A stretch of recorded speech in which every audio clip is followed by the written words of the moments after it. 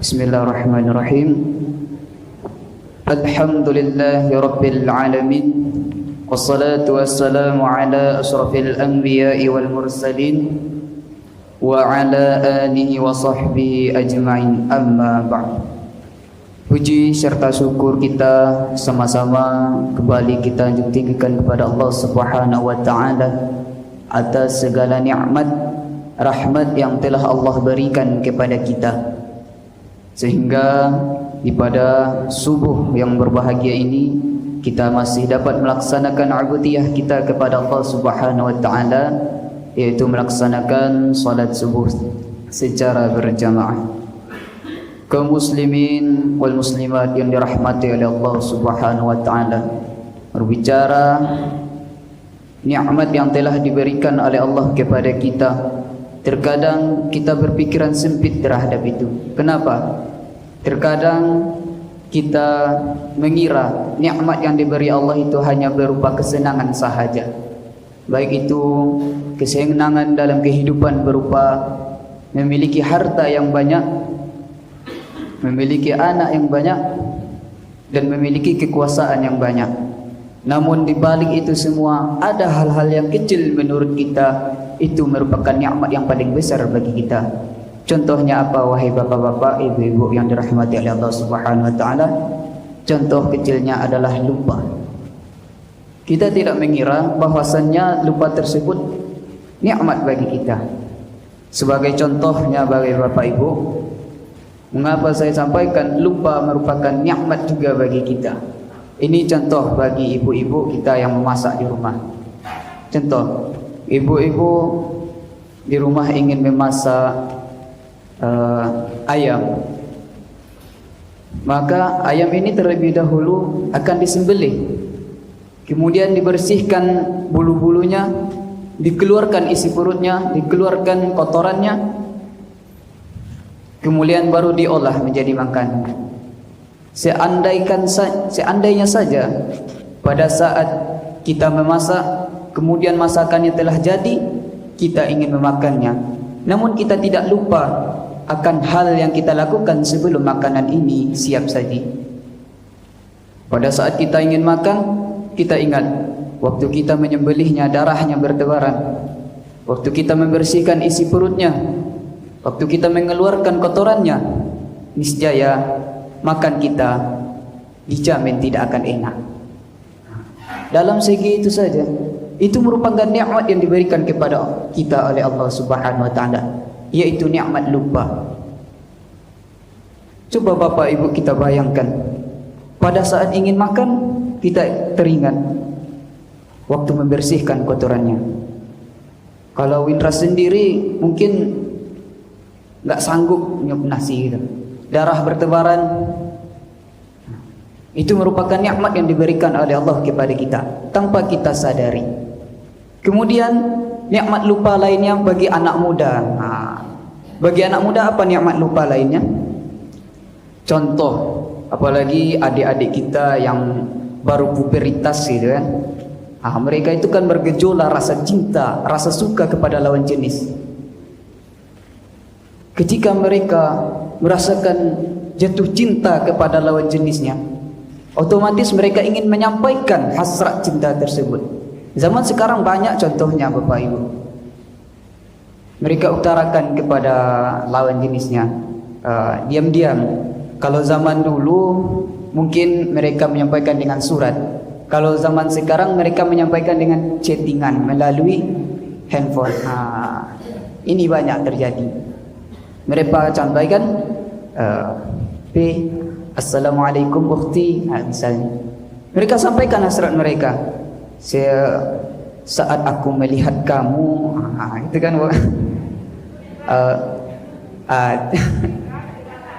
bisa jadi bu, bisa jadi. Contohnya saat pandangan pertama hatiku bergebu-gebu melihatmu. Dirayunya lah, banyak lah macamnya gitu kan. Sampaikannya, aku suka sama kamu, mau nggak jadi zaman sekarang pacaran gitu ya. Pacaran kita. Itu mereka yang lagi megang-megang HP itu, itu salah satu contohnya. Kita lagi disindir sama ustadz di depan ya, ustadz kecil di depan tuh gitu. Nah, apabila anak muda ini yang baru puber ini tidak diberikan nikmat, lupa oleh Allah Subhanahu wa taala akan kekasihnya tersebut, apabila cintanya ditolak, kan sedih itu, Bu. Kita suka melihatnya, dia cantik, dia ganteng. Tahu-taunya pas kita sampaikan hasrat cinta kita, malahan ditolak mentah-mentah. Sakit rasanya, Bu. Mungkin orang yang berbicara di depan ini bisa jadi pernah mengalami, bisa jadi ada orang yang menyampaikan gitu kan, curhat, sakit. Tapi apabila nikmat lupa ini diberikan oleh Allah Subhanahu wa taala kepadanya, dia akan biasa-biasa saja, tidak akan teringat, tidak akan mengganggu pekerjaannya. Misal adik-adik kita, kami yang masih pelajar ini, apabila masih diberikan ingatan terhadap hal tersebut, tidak akan konsen melakukan sesuatu, tidak akan konsen belajar, tidak akan ada suatu perkara atau suatu pekerjaan yang akan ia kerjakan dengan sempurna dan dengan baik. Kenapa? Karena ia masih ingat, waduh, cinta saya ditolak oleh dia. Kenapa? Kurang apa saya? Ganteng gak kalah sama yang lain. Hidung saya saja yang agak pesek gitu. Mungkin karena itu, bagaimana caranya? Dipikirnya, bagaimana caranya supaya saya mendapatkan hatinya? Namun jika nikmat lupa itu diberikan oleh Allah Subhanahu wa taala, maka sampai muda atau sampai mudi ini akan fokus melakukan suatu hal yang ingin dia capai.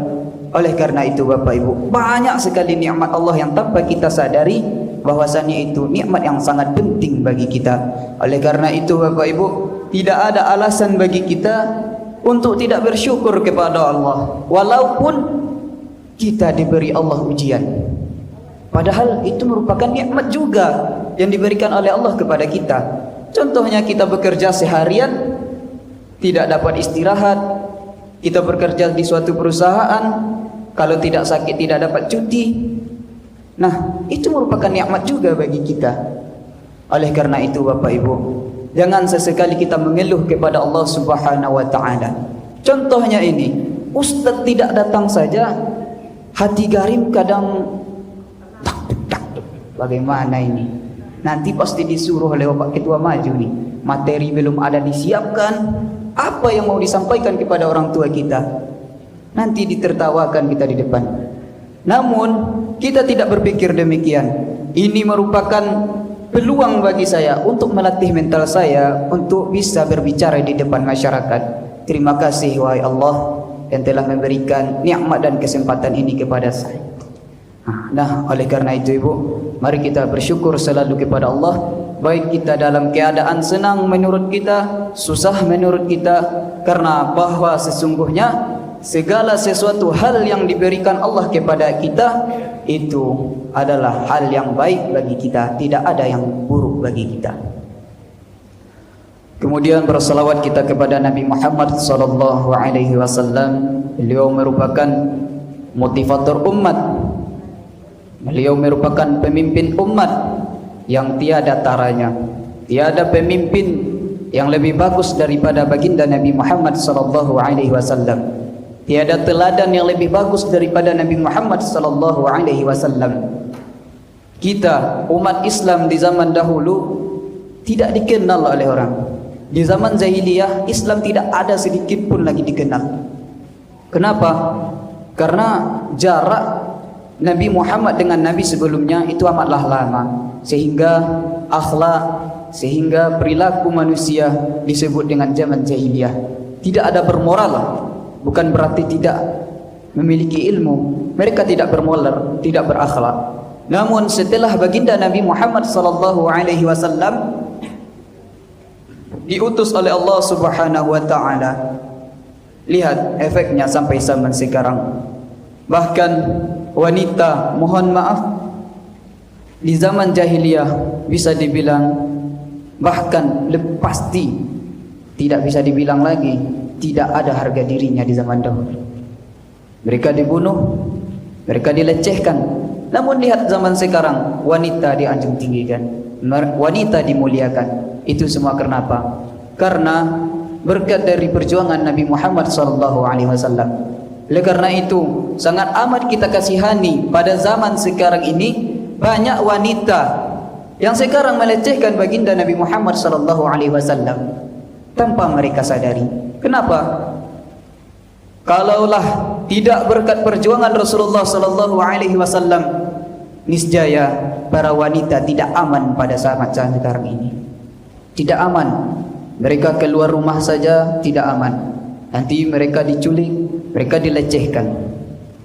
Tapi sekarang lihatlah, banyak kita lihat di luar sana, mereka dengan leluasanya membuka auratnya.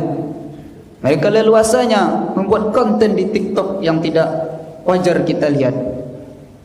Terkadang para lelaki ini telah berusaha untuk menghindari hal-hal tersebut. Namun apa daya gitu kan? Alat komunikasi atau alat apa ini bu? Handphone ini. Teknologi zaman sekarang ini kan sudah canggih. Kita sudah berusaha untuk menjaga mata, untuk menundukkan pandangan di luar, berjalan di luar. Namun ketika membuka HP, tahu-tahunya di HP ada juga aplikasi apa namanya itu, TikTok itu kan.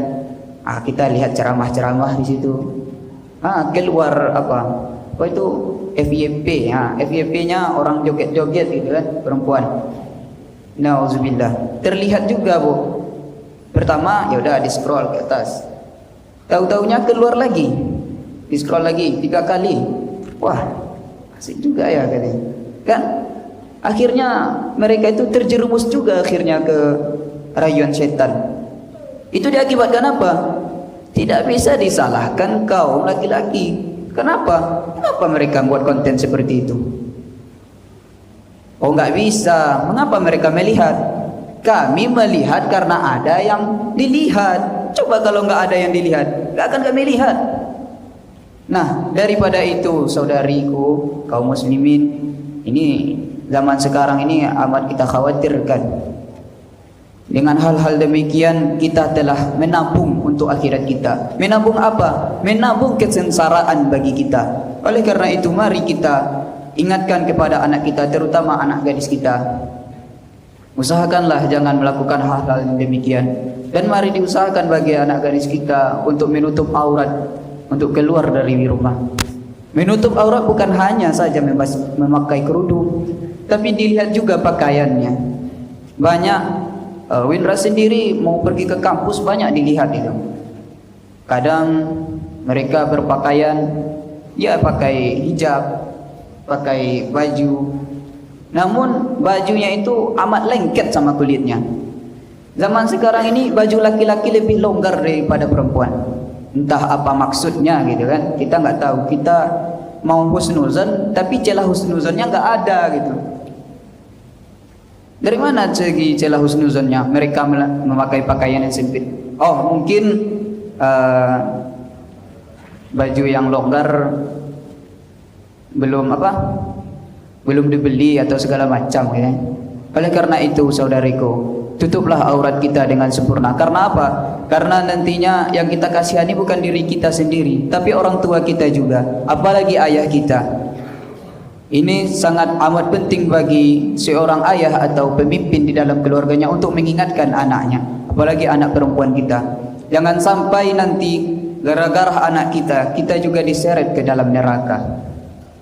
Maka daripada itu, mari kita ingatkan kepada anak gadis kita, tutup auratmu dan jangan sesekali engkau membuka auratmu walaupun engkau telah menutupnya, yaitu dengan memakai pakaian yang super mini dan super ketat. Allahumma salli ala Sayyidina Muhammad wa ala ali Sayyidina Muhammad. Mudah-mudahan kita diberi syafaat oleh baginda Rasulullah sallallahu alaihi wasallam di yaumil akhirat nanti. Bapak-bapak, ibu-ibu, orang tuaku yang dirahmati oleh Allah Subhanahu wa taala. Pada subuh yang berbahagia ini, izinkanlah kami menyampaikan sedikit tausiah berkaitan dengan sosial atau berbakti kepada orang tua. Kaum muslimin wal muslimat, orang tua yang dirahmati Allah Subhanahu wa taala. Zaman sekarang banyak kita lihat anak-anak yang durhaka kepada orang tuanya. Zaman sekarang banyak kita lihat anak-anak yang melecehkan, anak-anak yang berlaku keras kepada kedua orang tuanya. Itu karena apa? Karena moral mereka sudah diserang, karena akhlak mereka sudah menghilang. Oleh karena itu Bapak Ibu, mari kita didik anak kita dari dini, karena itu akan menentukan dia di masa depannya. Jika dari kecil mereka kita biarkan, jika dari kecil mereka kita lepaskan, jika dari kecil mereka kita manjakan, maka siap-siaplah kita sendiri yang akan mereka sengsarakan. Banyak toh di luar sana anak-anak yang menelantarkan orang tuanya setelah mereka sukses. Banyak toh di luar sana anak-anak yang melupakan orang tuanya, anak-anak yang membuang orang tuanya ke panti asuhan, padahal mereka berkecukupan, padahal mereka masih kuat untuk menafkahi kedua orang tuanya. Ingat wahai Bapak Ibu, bagi anak laki-laki diwajibkan kepada dia untuk berbakti kepada orang tuanya sampai mati. Beda halnya dengan perempuan. Perempuan jika dia telah menemui pasangannya, jika telah menemui jodohnya, maka ketika akad telah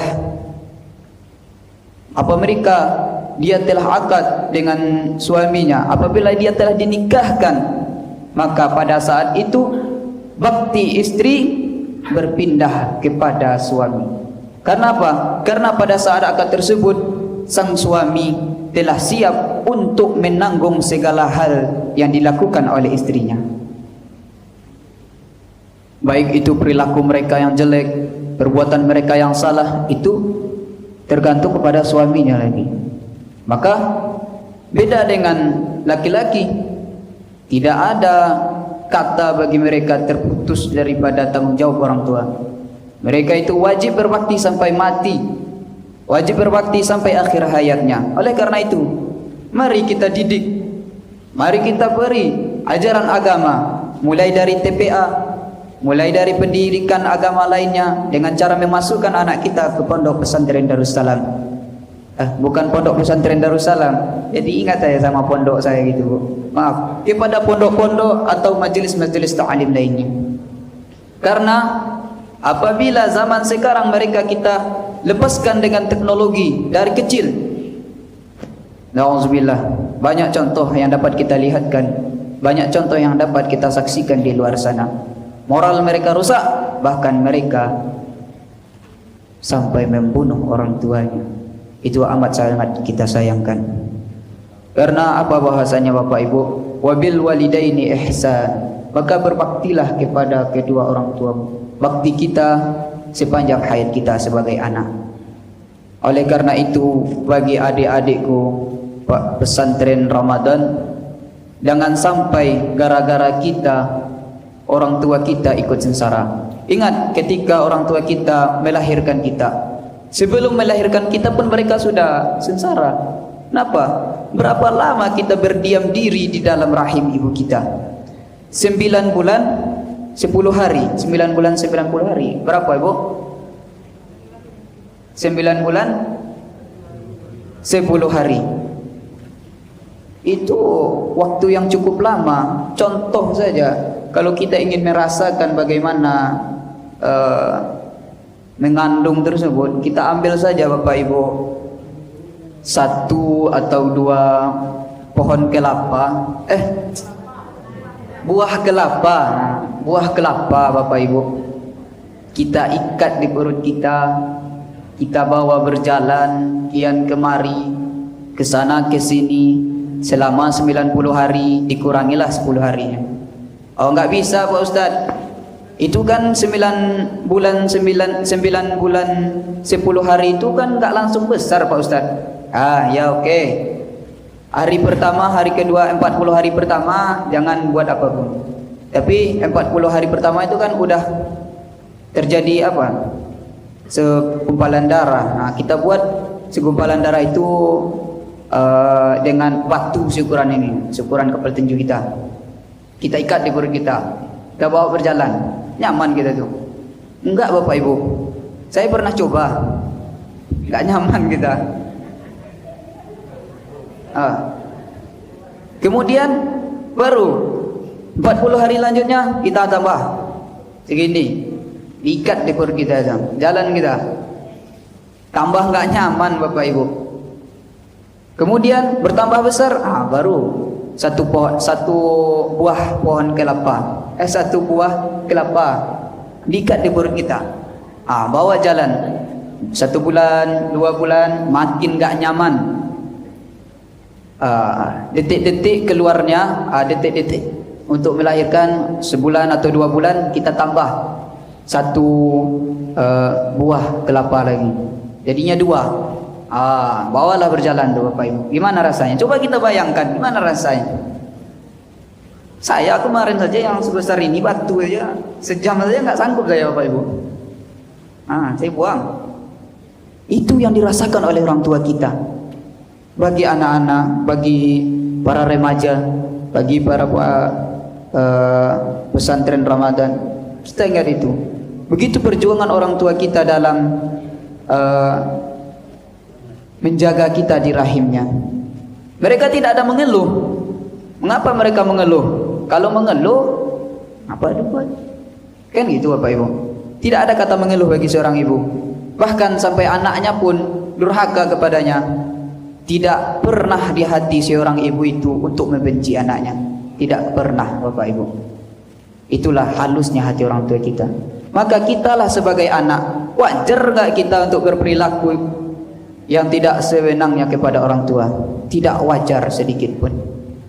Maka mari kita bantu, mari kita balas jasa orang tua kita, walaupun hakikatnya jasa orang tua kita tidak bisa kita balas. Dengan apa? Dengan memperbaiki akhlak kita sendiri. Karena apa? Karena apabila orang tua kita telah berhasil mendidik akhlak kita, apabila orang tua kita telah berhasil memperbaiki moral kita, maka mereka jugalah yang akan memetik hasilnya di akhirat nanti. Kita usahakan kita sebagai anak bisa meletakkan mahkota di atas kepala orang tua kita. Dengan cara apa? Kita pelajari Al-Quran, kita hafal Al-Quran. Karena itu kita bisa memakaikan jubah dan mahkota kemuliaan kepada orang tua kita. Kaum muslimin wal muslimat, orang tuaku yang dirahmati oleh Allah Subhanahu wa taala.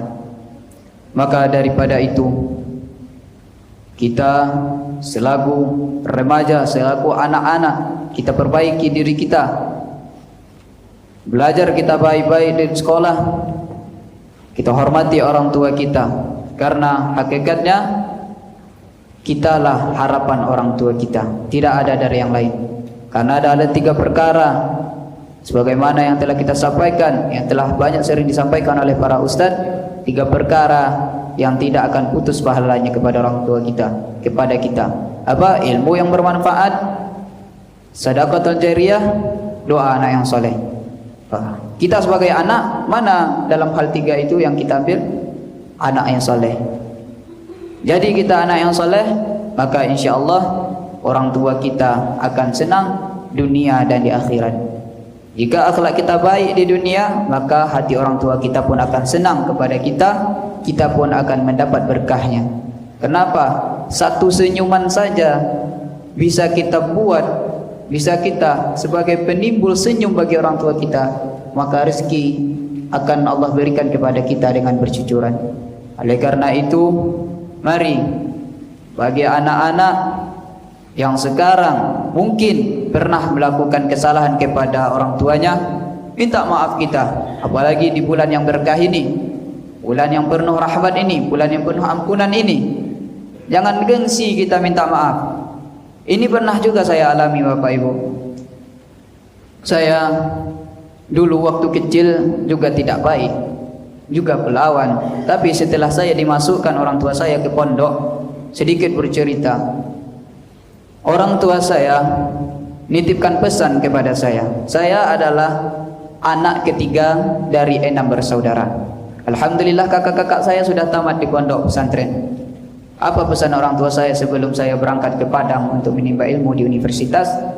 Beliau berpesan, kamu belajar baik-baik nak, adikmu masih ada 3 orang lagi. Usahakan adikmu ini tamat di pondok. Ibu, ayah telah tua. Pesan ibu sama ayah cuma itu, usahakan adikmu tamat di pondok seperti kalian. Setidaknya ibu dan ayah telah bisa melepaskan kewajibannya. Kenapa? Karena kalian sudah belajar di pondok, belajar ilmu agama, sehingga kalian telah mempunyai bekal, sehingga nantinya ibu dan ayah tidak lagi dituntut atas pelajaran yang tidak diberikan kepada kita. Jika itu telah kamu laksanakan, insyaAllah ibu akan tenang apabila nantinya ibu telah dahulu sebelum adik kalian tamat. Itu pesannya Bapak Ibu. Usahakan adik-adik kalian tamat pondok. Kenapa? Karena di situ kita diajarkan ilmu agama. Bukan berarti hanya di pondok saja Ibu. Bisa di tempat-tempat yang lain, majelis ta'lim bisa juga. Yang penting anak kita didik terlebih dahulu, kita baguskan akidahnya yang paling penting untuk zaman sekarang. Baru kita beri pelajaran terhadap ibadah-ibadah yang akan mereka kerjakan. Kenapa? Karena apabila seseorang itu beramal tanpa tahu ilmunya, maka amalnya itu tidak akan sempurna. Oleh karena itu Bapak Ibu, niatkan di hati kita untuk menanamkan, untuk mengajarkan terlebih dahulu kepada anak kita ilmu-ilmu agama. Karena apabila mereka telah mengetahui ilmu agama tersebut, maka kewajiban kita sebagai orang tua bisa dibilang telah selesai. Kenapa? Karena anak kita telah tahu dasar-dasar agama apa, kewajibannya apa. Itu setelah mereka akil balik, maka semua perkara akan dilimpahkan kepada mereka. Oleh karena itu Bapak Ibu, niatkan di hati kita untuk memperbaiki akhlak anak kita, memperbaiki moral anak kita, memperbaiki akidah anak kita dengan cara menitipkan mereka, menyerahkan mereka ke pondok-pondok atau ke tempat pembelajaran agama lainnya. Karena apa? Karena tadi apabila mereka telah dibekali dengan ilmu agama, insya Allah mereka akan hidup dimanapun mereka berada. Insya Allah apabila akhlak mereka baik, mereka akan disenangi oleh para masyarakat. Apabila akhlak mereka baik, maka mereka akan bisa hidup di mana-mana. Ada pepatah, jadilah engkau seperti batang ubi yang apabila dicampakkan kemana saja engkau akan tumbuh. Begitu juga dengan orang yang berakhlak, orang yang tahu akan agama, tahu akan tata cara berinteraksi, yaitu berbicara kepada orang tua bagaimana, akhlak kepada anak-anak bagaimana, bukan akhlak kepada orang tua saja, akhlak kepada anak-anak, akhlak kepada teman-teman kita, dan akhlak kepada orang yang lebih tua daripada kita. Jika mereka telah mengetahui hal yang demikian, insya-Allah mereka akan disenangi dimanapun mereka berada. Oleh karena itu, mari kita didik anak kita dari dini, yaitu dari rahim, dengan cara apa? Mencari orang tua yang tahu akan agama. Mendidik orang tua itu tidak dari mereka sudah bisa berpikir, sudah bisa membaca, namun dari sebelum mereka kita program, kita cari orang tuanya terlebih dahulu. Kenapa? Karena ibu itu adalah madrasatul ula, sekolah pertama bagi anak-anaknya. InsyaAllah jika orang tuanya, terutama ibunya, paham akan agama, tahu akan agama, InsyaAllah anaknya nanti juga akan mengikut gen daripada ibunya. Oleh karena itu Bapak Ibu, mari kita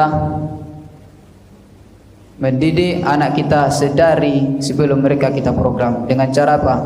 Dengan cara berdoa kepada Allah dan memantapkan ilmu-ilmu agama bagi kita. Mungkin Bapak Ibu, itulah yang dapat kami sampaikan.